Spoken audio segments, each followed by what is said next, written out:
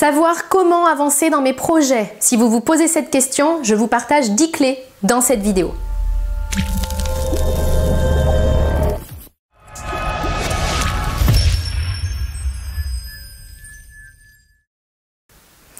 Bonjour, mon nom est Nathalie Martin, je suis coach en éveil de conscience auprès des hommes et des femmes qui veulent une vie remplie de sens et d'abondance à tous les niveaux. Si c'est votre première visite ici sur ma chaîne, soyez les bienvenus, je vous invite à vous abonner et pour ne rien rater des prochaines vidéos et également à lire la description qui accompagne cette vidéo. Comment savoir comment avancer justement dans mes projets ? Il peut arriver que nous ayons des projets, des choses qui nous tiennent à cœur et puis finalement de ne pas savoir par quel bout commencer. Et ça génère vraiment de la frustration parce que forcément, si je ne sais pas comment faire avancer mon projet, je n'ai que peu de résultats. Et ça, c'est vraiment quelque chose qui peut amener culpabilité, frustration et autres émotions vraiment pas agréables du tout. Puis surtout, ça peut faire en sorte que je m'en aille avant le miracle, c'est-à-dire que je m'en aille avant la réalisation de mon projet, puis que je laisse tomber. Donc dans cette vidéo, je veux vraiment vous donner 10 pistes concrètes à creuser pour que vous puissiez avoir des réponses à votre question « Comment faire pour faire avancer mes projets ?» Premièrement, je vais vous inviter à prendre un moment pour vous, pas 2 minutes, vraiment plus de temps que cela, et à écrire noir sur blanc quelle est votre vision, votre plus belle et votre plus grande vision de ce projet.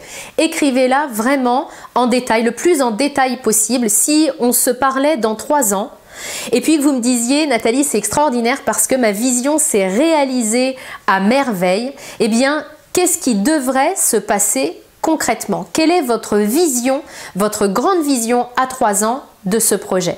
Je peux vous dire que déjà ça va vous aider à savoir dans quelle direction vous voulez avancer, donc dans quelle direction est-ce qu'il faut que vous partiez. J'ai travaillé avec beaucoup d'entrepreneurs et nombreux sont ceux qui n'avaient pas établi leur vision. Donc faites-vous ce cadeau d'établir votre vision. Deuxième point, pourquoi est-ce que c'est important pour vous de réaliser cette vision-là? Si on se parlait encore une fois dans 3 ans et puis que votre vision était réalisée, qu'est-ce que ça changerait pour vous? Quel regard vous poseriez sur vous? Qu'est-ce que ça rendrait possible pour vous? Notez-le aussi noir sur blanc parce que ça, c'est votre essence. C'est l'essence dans votre moteur. C'est là que vous allez aller chercher votre motivation. Parce qu'en fait, votre projet, c'est juste un moyen pour vous pour ressentir tout ça. Donc, écrivez noir sur blanc ce qui vous motive et pourquoi c'est important d'avancer sur ce projet-là.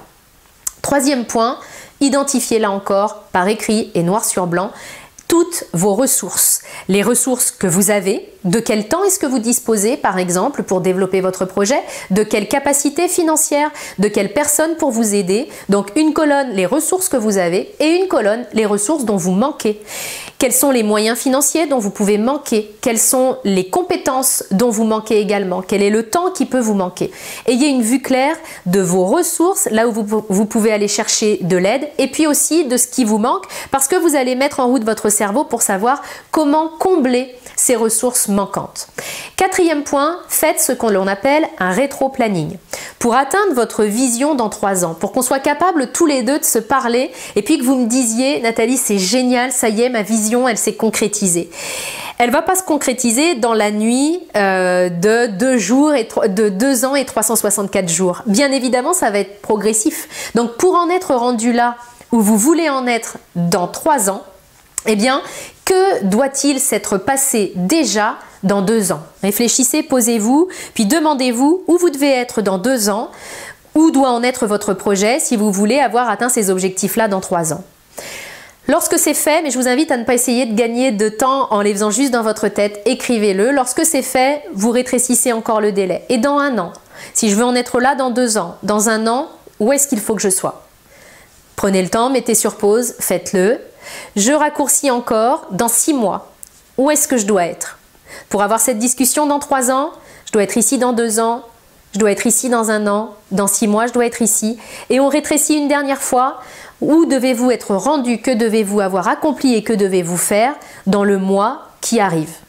Vous allez voir que là, vous allez avoir des échéances. C'est un premier point hyper important.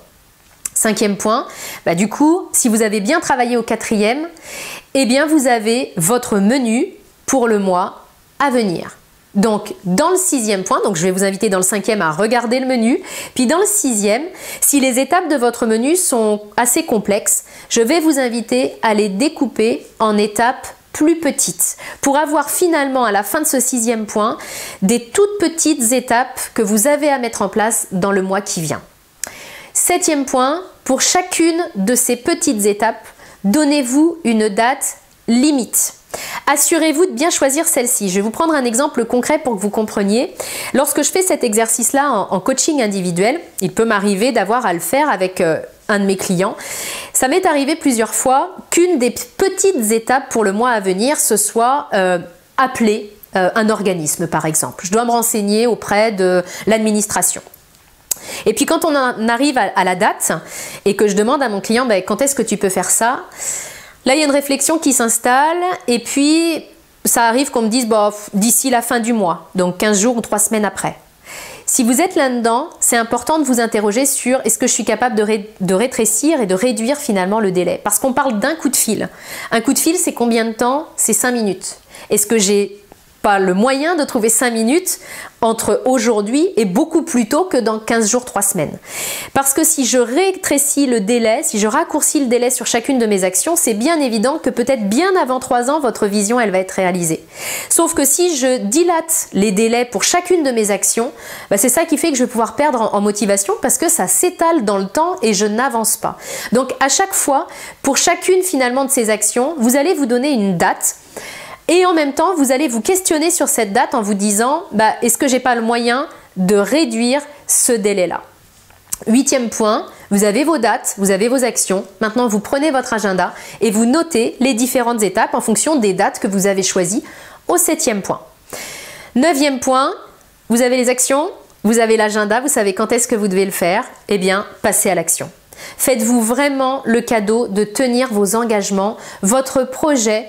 Comment avancer dans mes projets? C'est sur le terrain. Il y a un temps de réflexion et nous venons de l'avoir, mais il y a aussi un temps pour passer à l'action et mettre des choses en place, même si vous avez peur. Si vous avez des choses qui vous font peur, allez rechercher votre motivation au 2e point. Rappelez-vous combien c'est important pour vous. Le prix à payer, c'est d'avancer même avec cette peur-là. Mais passer à l'action, c'est vraiment quelque chose d'hyper important.